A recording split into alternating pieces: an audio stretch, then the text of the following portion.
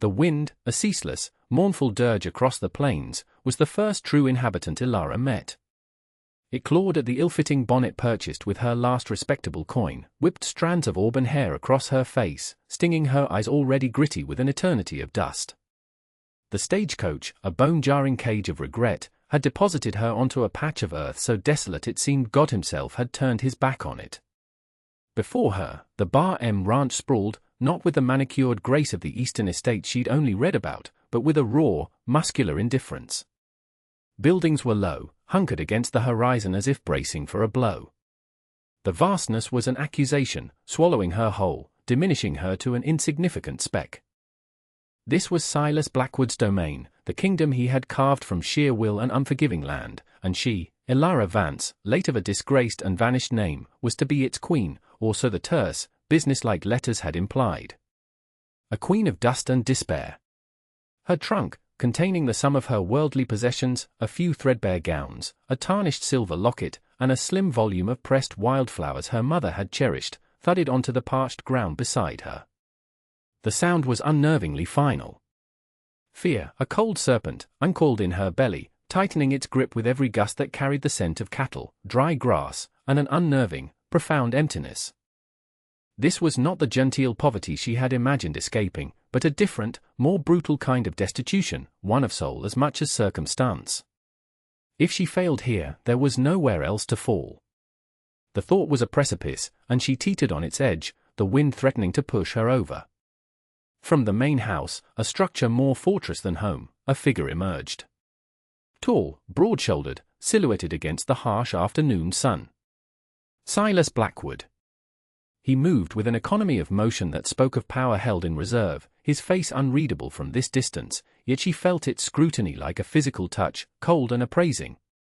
Her hands, hidden in the folds of her worn traveling cloak, trembled. She had presented herself as a woman of quiet dignity, seeking refuge and offering companionship.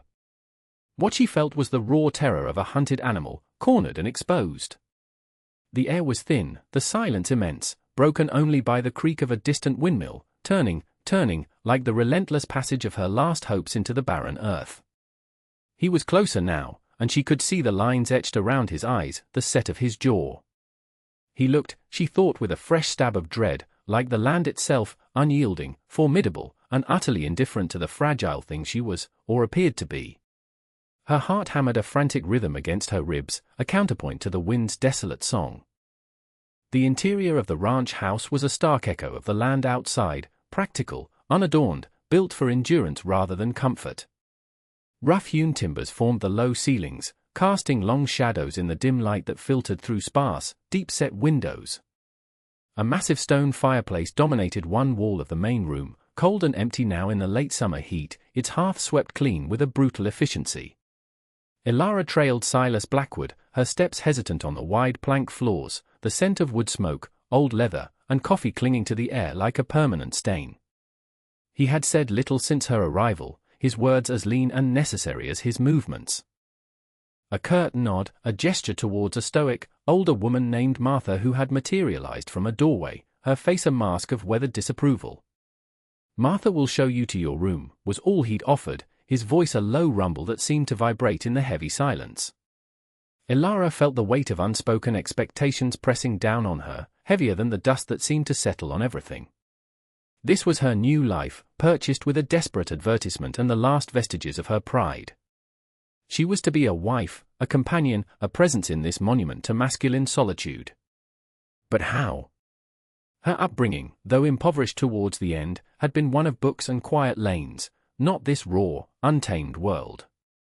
In her small, sparsely furnished room, a single window looked out onto the endless, rolling plains, a vista that offered no solace, only a deeper sense of her own insignificance. She touched the worn quilt on the narrow bed, its pattern faded, its stitches sturdy and utilitarian. Like everything else here. Her reflection in the small, clouded mirror was a stranger, pale, wide-eyed, a ghost of the woman she once was, a fragile pretense of the woman she was supposed to become. What did Silas Blackwood expect? A housekeeper? A decorative fixture?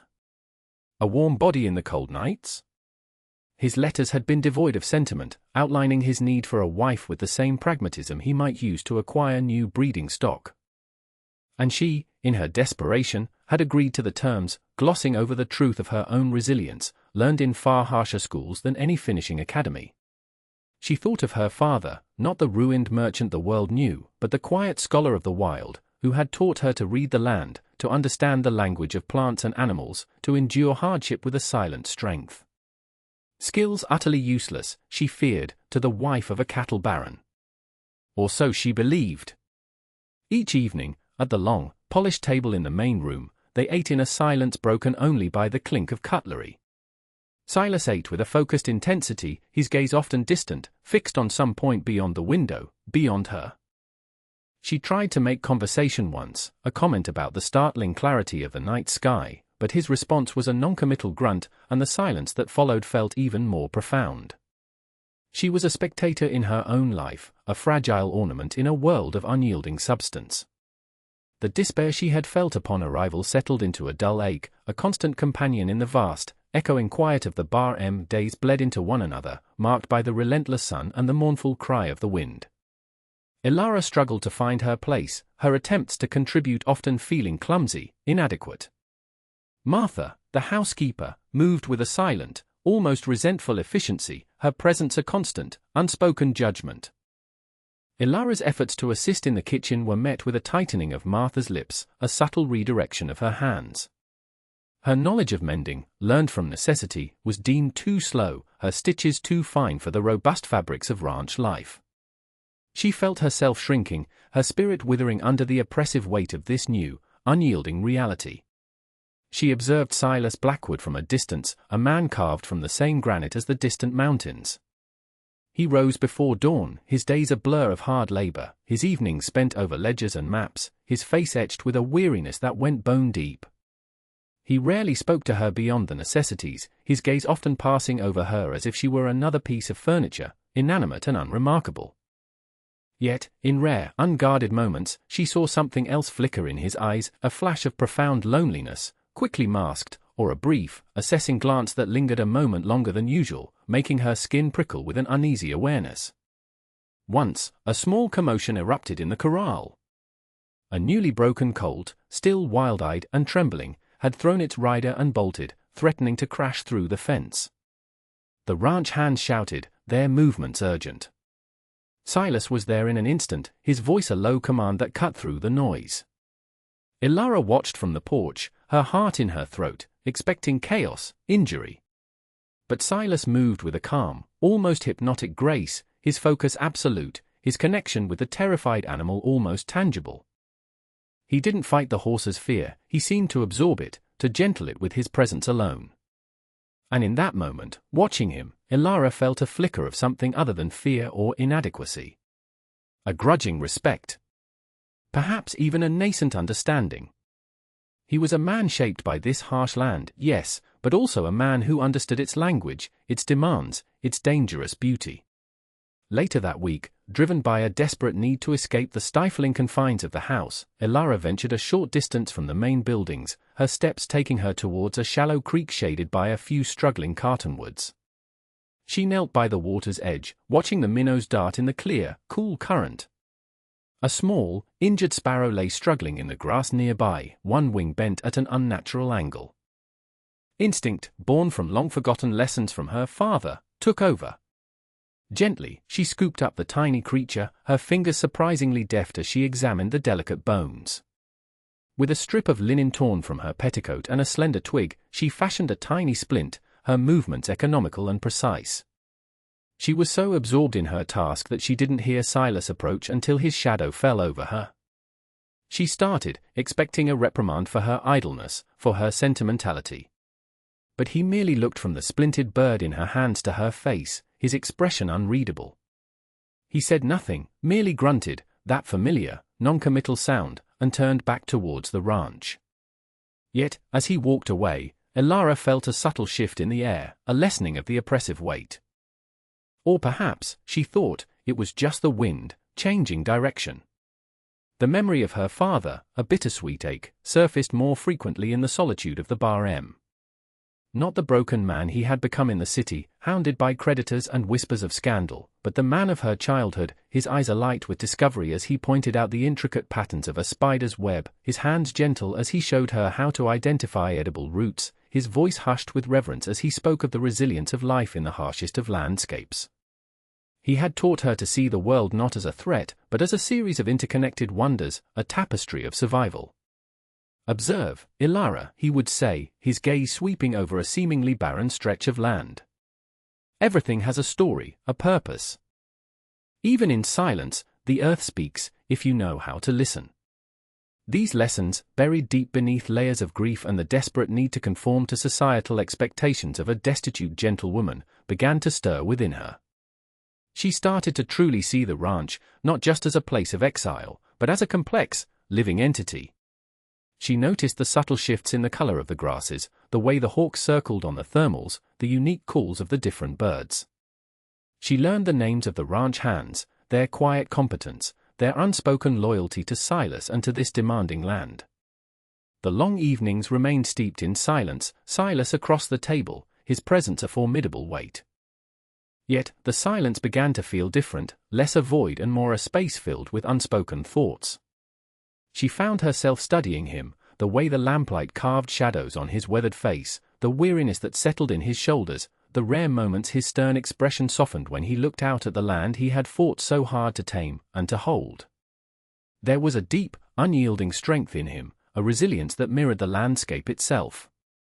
He was, she realized, as much a part of this place as the wind and the soil. One evening, a chill wind swept down from the mountains, rattling the windows and carrying the first hint of the coming autumn. Martha had laid a fire in the great stone hearth, and its flickering light cast dancing shadows on the walls. Silas stared into the flames, his expression uncharacteristically troubled. "Early frost this year, perhaps," he murmured, more to himself than to her. It was the most he had said to her in days that wasn't a direct instruction. "The high pastures will need to be cleared sooner than I thought." Ilara merely nodded, but she felt a subtle shift, a crack in the wall of his reserve. He was sharing a concern, however small, acknowledging her presence in a way that went beyond mere cohabitation. She didn't offer advice, didn't break the fragile moment with unnecessary words. She simply sat with him in the shared quiet, the fire crackling, the wind howling outside, a nascent understanding slowly taking root in the barren soil of their strange union. The land was demanding, and soon, it would test them all. Whispers began to circulate among the ranch hands, carried on the same restless wind that now brought a distinct autumnal chill. Snippets of conversation, abruptly silenced when Ilara drew near, spoke of cattle disappearing from the northern range, of fences mysteriously cut, of tracks that didn't belong. A rival rancher, a man named Jedediah Thorne, whose sprawling lands bordered the Bar M, was mentioned in hushed, angry tones. Thorne was known for his ruthlessness, his insatiable greed for land and water, resources that were the very lifeblood of this arid country. Ilara felt a knot of apprehension tighten in her chest.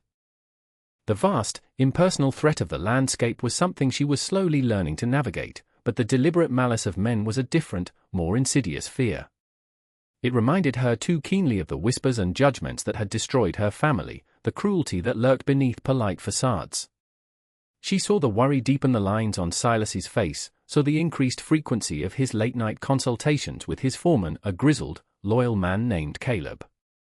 The easy camaraderie among the hands was replaced by a watchful tension, their eyes constantly scanning the horizon. One afternoon, Silas rode in late, his horse lathered, his expression grim. He dismounted heavily, every line of his body speaking of frustration and a controlled anger. He didn't speak to her, striding directly into his office, the door closing behind him with a decisive thud. Later, Ilara, mending a torn shirt by the fading light near the kitchen window, overheard Martha muttering to herself as she kneaded dough with forceful, angry movements. "Thorne again, brazen as you please, another 10 head gone, clear tracks leading straight to his grazing land." Martha's voice was low, venomous. Ilara's hand stilled. 10 head. A significant loss. This was no longer a distant rumor, it was a direct assault. The fear she felt was no longer just for herself, for her precarious position. A strange, nascent protectiveness stirred within her for this harsh, demanding place, for the silent, burdened man who was her husband, for the life that was slowly, tentatively, becoming her own. That evening, the silence at the dinner table was heavier than usual, charged with unspoken anxieties. Silas barely touched his food, his gaze fixed on the darkening plains outside the window. Ilara found herself watching him, not with fear but with a dawning empathy. The immense responsibility he carried, the constant battle against the elements and now, against the greed of men, was a burden she was only beginning to comprehend. As she rose to clear the table, her hand brushed his almost accidentally as she reached for his plate. His skin was rough, calloused. He flinched, almost imperceptibly, then his eyes met hers for a fleeting moment. In their depths, she saw not the stern, unyielding cattle baron, but a flicker of weariness, of vulnerability. It was a look that acknowledged their shared space, their shared threat, a silent recognition that transcended words. The wind howled outside, a harbinger of the coming storm, both literal and metaphorical. The encroaching threat from Thorn cast a long shadow over the Bar M, yet within that shadow, subtle shifts were occurring in Ilara's world. She began to find small ways to contribute, drawing on skills she had long suppressed, instincts honed by a past she kept hidden. When Martha complained of the dwindling supply of dried herbs needed for winter remedies, Ilara, remembering her father's lessons, ventured out. She returned with carefully gathered yarrow and plantain, plants Martha had overlooked, recognizing their healing properties from a knowledge deeper than common housekeeping. Martha's surprise was evident, though her thanks were grudging. Silas, Ilara noticed, observed these small acts. He said nothing when he found a neatly repaired bridle in the tack room, the stitching stronger and more precise than any of the hands could manage. He didn't comment when the account books, which he often labored over with a frustrated sigh, were found one morning with a small, discreetly placed note correcting a persistent error in calculation, a skill Ilara had learned managing her father's chaotic ledgers in his final, desperate years. These were not grand gestures, but quiet acts of competence, threads of her true self weaving into the fabric of ranch life. The trust Silas began to place in her was equally unspoken. He started leaving small, crucial tasks undone, tasks he knew would be completed by the time he returned, the gate needing a minor repair, a message to be relayed to a distant neighbor, a particular inventory checked. It was a silent delegation, an acknowledgement of her capability that meant more to Ilara than any spoken praise. The fear that had once been her constant companion began to recede, replaced by a quiet determination. This land, these people, this life, they were hers now, in a way she hadn't anticipated. The threat from Thorn, however, did not diminish. One morning, Caleb, the foreman, rode in, his face grim. Found another fence down, Mr. Blackwood. Deliberate. And they ran off the sorrel mare. Your mother's favorite line. Silas's jaw tightened, his eyes turning flinty. The sorrel mare was more than just livestock, it was a link to his past, a symbol of the legacy he fought to protect. This was a personal affront, a clear escalation. Ilara, standing on the porch, felt a cold fury rise within her, an emotion so fierce it surprised her. The vulnerability she had carried for so long was transmuting into a different kind of strength, a warrior's instinct she hadn't known she possessed. That night, as a storm gathered on the horizon, mirroring the turmoil in their lives, Ilara found Silas staring out at the lightning-slashed sky. "He means to break us," Silas said, his voice low, raw. It wasn't a question, but a statement of fact. Ilara moved to stand beside him, not touching, but present. "He won't," she said, her own voice surprisingly firm, steady. Silas turned to look at her, his gaze searching in the flickering darkness. For the first time, she didn't shrink from it. She met his eyes, and in the charged silence, something profound passed between them, a shared resolve, a silent pact to face whatever came, together. The storm broke with the fury of a cornered beast, mirroring the tempest brewing with Jedediah Thorn. Rain lashed down in solid sheets, turning the hard-packed earth of the Bar M into a treacherous quagmire. Thunder cannonaded across the plains, each clap like a physical blow, and lightning split the sky, momentarily illuminating scenes of chaos. Word came, shouted over the roar of the wind, that Thorn's men were using the cover of the storm, not just to rustle, but to drive a large portion of Blackwood's herd towards a deep, rain-swollen ravine at the edge of his property, a place where cattle could be easily lost, or deliberately stampeded to their deaths. Silas, his face a mask of grim resolve, gathered his men. "They think this storm is their ally," he yelled, his voice barely audible above the din. "We'll show them it answers to no man's greed." He was about to ride out, every line of him coiled for battle, when a ranch hand stumbled in, soaked and gasping. "Mr. Blackwood! The old bridge, the creek's tearing it apart. If it goes, the south pasture herd is cut off, and Thorne's men are pushing that way too." This was a disaster unfolding on multiple fronts. Silas cursed, torn. He couldn't be in two places at once. His main force was needed to confront Thorne's men directly at the ravine. The bridge was vital, but he had few men to spare. Panic flickered in the eyes of the younger hands. Ilara, who had been ensuring the house was secure, felt a sudden, icy calm descend upon her. The lessons of her father, the knowledge of engineering and stress points he'd casually explained while observing beaver dams or the structure of fallen trees, flashed through her mind. "I can go," she said, her voice cutting through the noise with unexpected clarity. Silas stared at her, rain plastering his hair to his forehead. "Ilara, this is no place for—" "There's no time," she interrupted, her gaze unwavering. "I know that bridge. I know the creek. I know what needs to be done to brace it, at least temporarily. Give me 2 men who can follow instructions." There was no trace of the timid, hesitant woman she had been.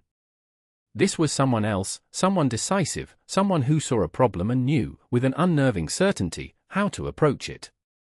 Silas hesitated for only a heartbeat, seeing not the fragile Eastern bride, but the steel in her eyes, the surprising authority in her stance. He made his decision. "Jed, Tom," he barked at 2 startled ranch hands. "Go with her. Do as she says." He gave Ilara one hard, searching look, a look that held dawning astonishment and a sliver of something akin to hope. Then he was gone, swallowed by the storm, leading his men towards the ravine. Ilara, pulling on a discarded oilskin slicker that dwarfed her, didn't waste a moment.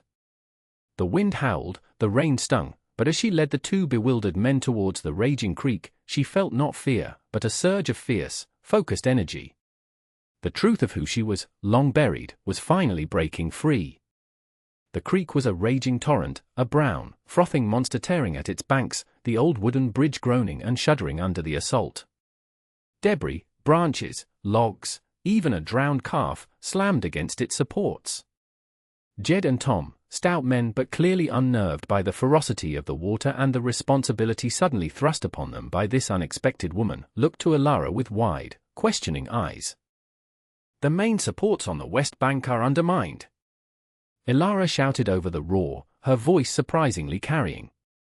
She had seen it instantly, the way the water eddied and undercut the earth. "We need to divert some of this pressure, reinforce it from upstream." Her father had taught her about leverage, about using nature's own forces. She pointed towards a pile of discarded railway ties and thick timbers left near an abandoned line shack. "Bring those. And ropes. We need to create a temporary breakwater, drive some of those timbers in as new anchors, angled against the current." It was a desperate, improbable plan, conceived in the teeth of the storm, but she spoke with such conviction, such clear understanding of the mechanics involved, that the men, after a moment of stunned hesitation, scrambled to obey. For what felt like an eternity, they battled the storm and the raging water. Ilara, soaked to the bone, her hair plastered to her face, worked alongside them, her slight frame belying an astonishing stamina. She directed them with precise, urgent commands, showing them how to angle the timbers, where to secure the ropes, her hand surprisingly strong as she helped haul and position the heavy wood. She seemed to anticipate the creek's next surge, the bridge's next shudder. There was no room for her old fears, no space for the hesitant persona she had worn for so long. This was pure, instinctual action, a desperate dance with the elements. At one point, a particularly large log, like a battering ram, hurtled towards the already weakened section of the bridge. "Now!" Ilara screamed, and together, the three of them heaved on a massive timber, deflecting the log just enough for it to glance off, its force blunted. Tom let out a shaky laugh, a sound quickly swallowed by the wind. He looked at Ilara with something akin to awe.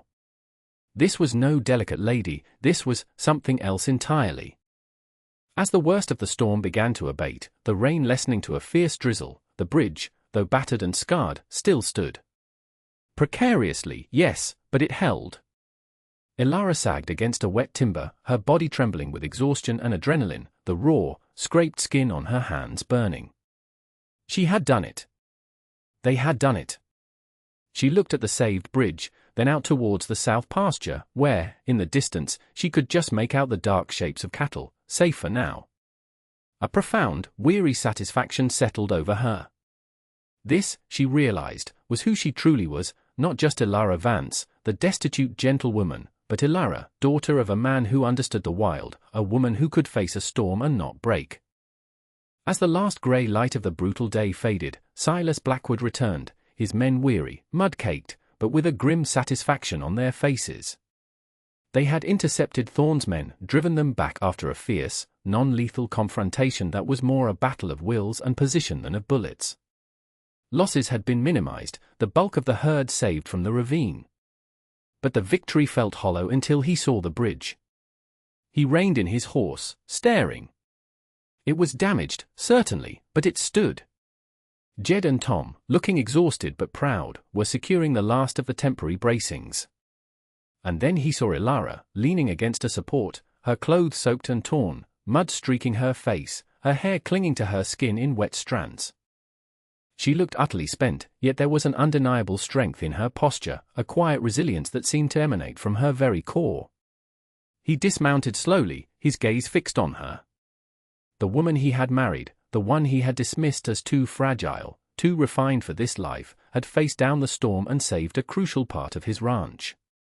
The truth of her, so unexpected, so profound, hit him with the force of a physical blow. He walked towards her, the squelch of his boots in the mud the only sound for a moment. The wind had softened to a mournful sigh, the rain to a mere whisper. He stopped before her, taking in the scraped hands, the exhaustion etched on her features, and the unwavering light in her eyes. He had expected to find her cowering in the house, or perhaps competently managing domestic concerns. He had not expected this. This quiet warrior.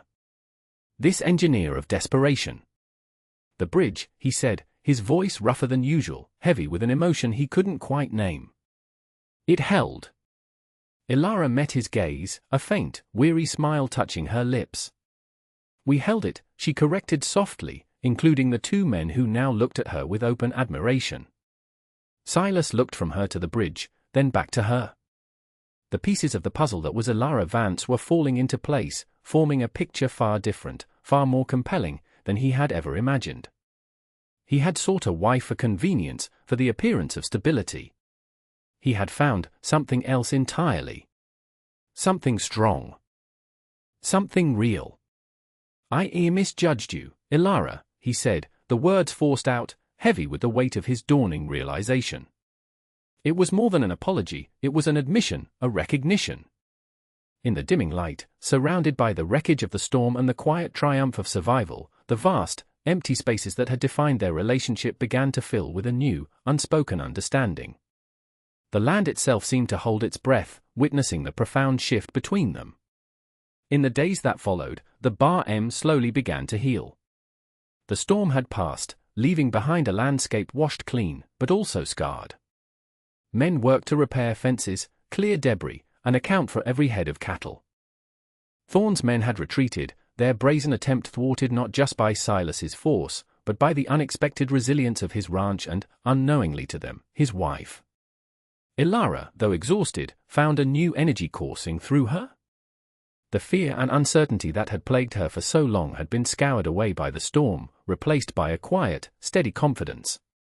She moved about the ranch with a newfound purpose, her contributions no longer tentative or apologetic. Martha, the housekeeper, now treated her with a grudging respect, her sharp eyes missing nothing of Ilara's capability. The ranch hands, who had witnessed her actions at the bridge, or heard the tale from Jed and Tom, greeted her with nods of genuine acknowledgement. She was no longer just the boss's wife, she was Ilara, a woman who had faced the storm and not faltered. The silence between her and Silas was different now. It was no longer a chasm of unspoken expectations and misunderstandings, but a comfortable space, filled with a nascent, shared awareness. He sought her out, not just for necessities, but for her opinion. He would unroll maps on the big table, pointing out a problematic section of fence line or a water source that was running low, and ask, "What do you see here, Ilara?" And she would look, truly look, her past experiences with her father, her innate understanding of the land, informing her observations. He listened, truly listened, his initial surprise giving way to a deepening respect. One evening, as they sat before the fire, the quiet of the house abalm after the storm's fury, Silas spoke, his voice low. "My father built this ranch from nothing," he said, staring into the flames. "He fought the land, the weather, men like Thorn. I thought I understood what it took." He paused, then turned to her, his gaze direct, vulnerable in a way she had never seen. "You showed me there are kinds of strength I hadn't accounted for." Ilara felt a warmth spread through her, unrelated to the fire. It was the warmth of acceptance, of being truly seen. "We all have hidden strengths, Silas," she replied softly. "Sometimes it takes a storm to reveal them." He nodded slowly, a small, almost imperceptible smile touching his lips. The transformation was complete. She was no longer the fragile Eastern woman, lost in a harsh land. She was a part of this place, her roots digging deep into the resilient soil, intertwined with his. The desolate landscape that had once seemed so alien and threatening now felt like home, a testament to their shared endurance and the surprising, unshakable partnership that had been forged in the heart of the storm. The future was uncertain, the challenges of the land and men like Thorn would undoubtedly remain, but now, they would face them together. And in that shared future, Ilara saw not despair, but a quiet, enduring hope.